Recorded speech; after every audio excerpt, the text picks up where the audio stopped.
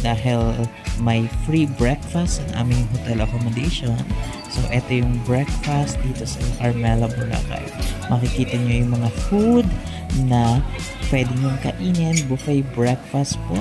Ayan, pila ka lang dyan and then pili ka ng mga putahe or food na gusto mong kainin hanggang sa mabusog ka or kahit hanggang ilang oras ka dyan hanggat available yung buffet breakfast nila. Ayan, so madaming nakapila and then nandito tayo sa may view ng swimming pool area. Ayan, nilagyan nila ng markings or ng pagkakakilanlan or bracelet na ikaw ay naka-buffet or free sa buffet sa araw na ito. Ayan, meron silang gulay. Siyempre, meron din silang meat. Ayan. And then, chicken yan siya. Chicken, hot dog, and konti na lang, marami nang nakuha. And then daing or yung tinatawag tuyo, and then pancit, and then rice, and then the egg. Kung mahilig ka sa mga cereals, pancake, bread, or pastries, meron din silang ganyang section.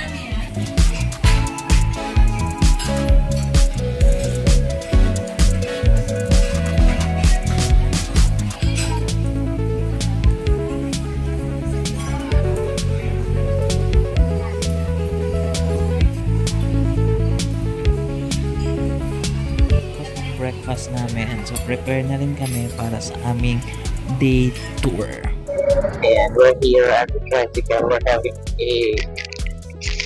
our land tour. Ayan, sa mga pupunta or nagbabalang pupunta here at Boracay, so try na din ito ang land tour nila. Ayan, mga tourist spot.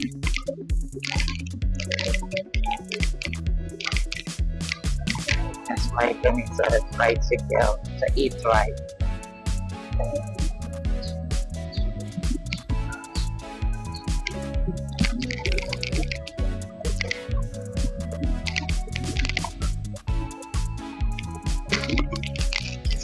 First stop namin is the mangrove.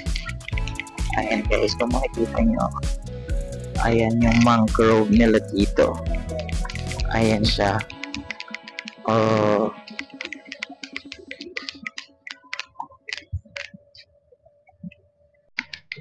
It's the mangrove side. Ayan, pulang mangrove view. Siyempre, pulang mangrove. So yan, papasok na tayo sa mangrove nila. Ay, nag-register muna tayo ba? Ako tayo magpapidyo, sir. Ayun siya guys. Ayun yung mangrove dito sa Boracay Island.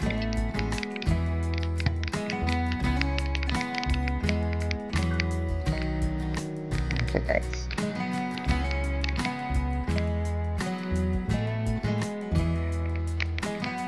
Oh, dito ang ganda. Ang ganda siya guys.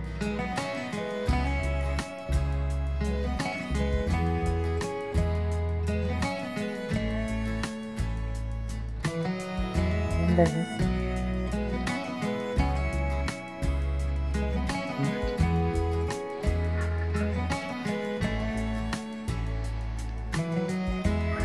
Ano na ito?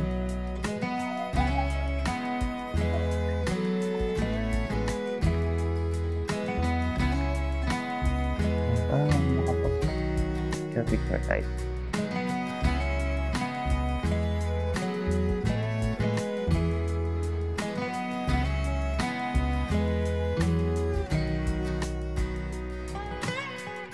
Okay, so makikita nyo yung ito yung view. Siyempre, yung dito sa loob. Okay, nakikita nyo dito sa taas. Yung view ng mangrove. Maganda naman reflection kulay green and surroundings. And there's a long in the deep. Ayun yung ilalim niya. So, napaka-clear din ang tubig.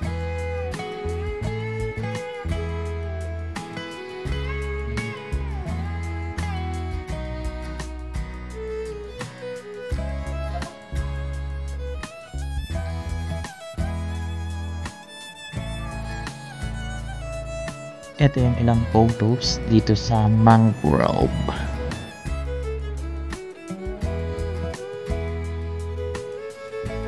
Next up, dito naman kami pumunta sa back beach kung saan nandito yung famous coconut tree na nakahilig. So, we will take some photos and behind the scene dun sa aking pictorial.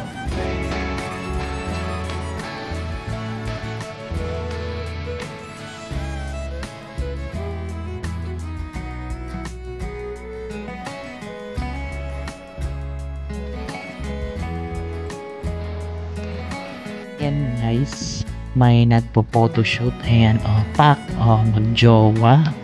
Sana all.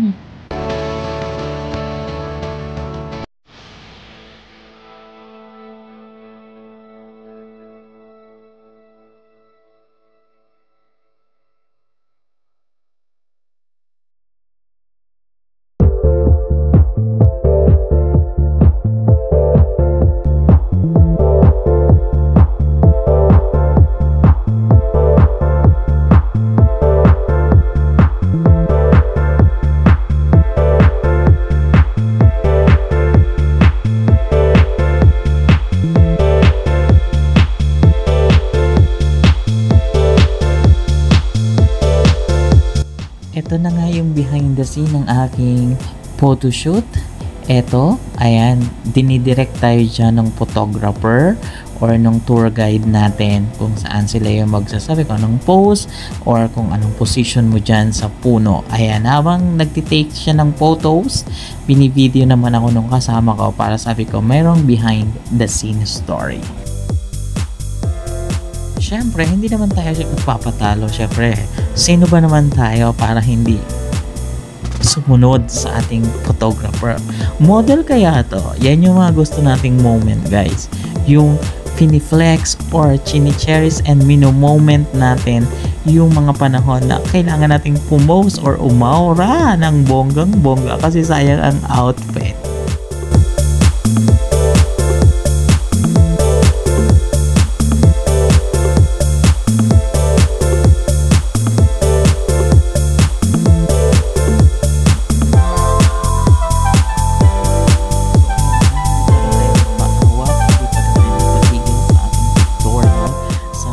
Famous na puno ng nyog na nakahilig.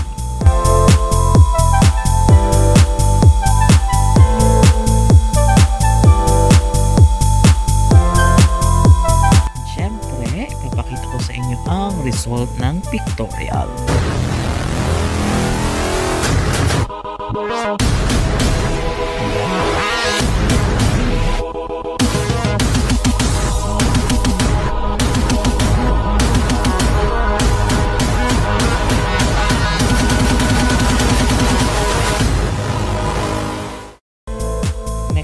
Pinuntahan itong beach dito sa likod kung saan nandito yung mga rock formation. Maganda rin dito kasi may cave and then basta maganda yung view kapag nag-pictorial ka dito. Kahit malalakas ang alon, malakas ang hangin, go! At inabot nga pala kami dito ng ulan kaya kami nagtagal din sa area na to kasi nga masama yung panahon kaya ganyan yung current and ganyan yung hitsura ng tubig kaya maalon.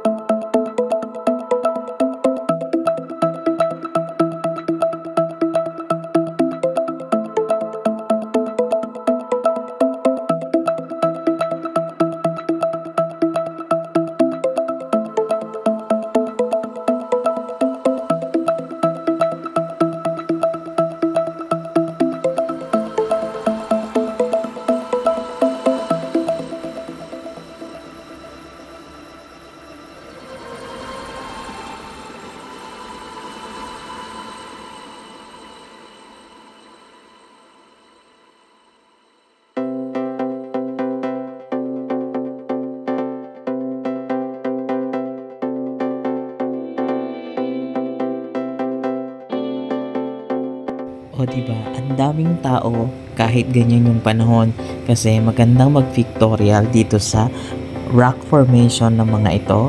And then kung makikita nyo naman talaga, may si ate naka two-piece.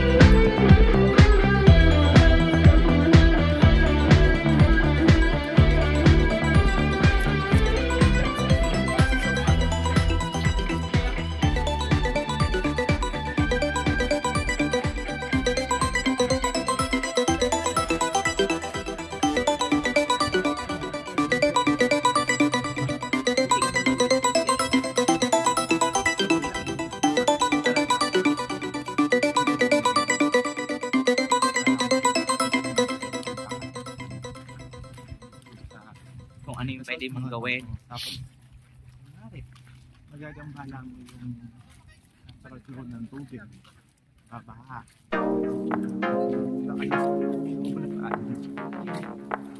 Ito, setli, gano'n. Kasama.